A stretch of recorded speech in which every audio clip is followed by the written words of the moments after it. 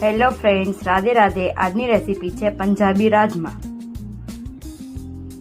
રાજમા બનાવવા માટેના ઇન્ગ્રીડિયન્ટ્સ જેમાં જોશે રાજમા, મિક્સરમાં ક્રશ કરેલી ડુંગળી, ટમેટો પ્યુરી, રાજમા મસાલા, ધાણા જીરું, લસણ, મરચું ને આદુની પેસ્ટ, હળદર ને લાલ મરચું। અને રાજમા બાફ્યા પછી જે પાણી વધ્યું હતું એ રાજમાનું પાણી મેં અહીંયા લઈ લીધું છે। મેં અહીંયા રાજમા બનાવવા માટે મેં તેલ ગરમ કરવા મૂકી દીધું છે। મેં 4 થી 5 પાવડા તેલ લીધું છે। તમે જોઈ શકો છો અહીંયા તેલ ગરમ થઈ ગયું છે, તો હું એમાં નાખીશ જીરું।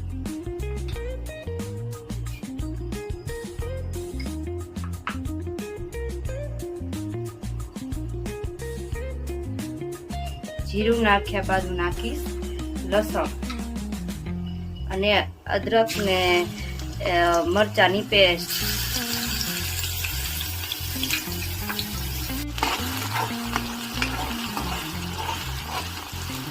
થોડીક વાર માટે ગોલ્ડન બ્રાઉન ન થઈ જાય ત્યાં સુધી લસણ હું થોડુંક સાતળવાનું। હવે લસણ સતળાઈ ગયું છે, તો હવે હું એમાં નાખીશ ડુંગળીની પેસ્ટ।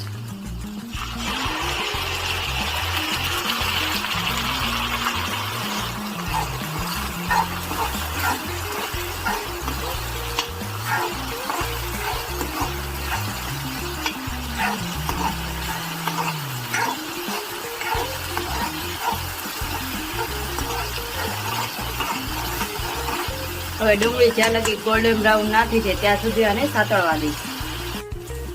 તમે જોઈ શકો છો ડુંગળી ગોલ્ડન બ્રાઉન થઈ ગઈ છે, તો હવે એમાં નાખીશ ટોમેટો પ્યુરી।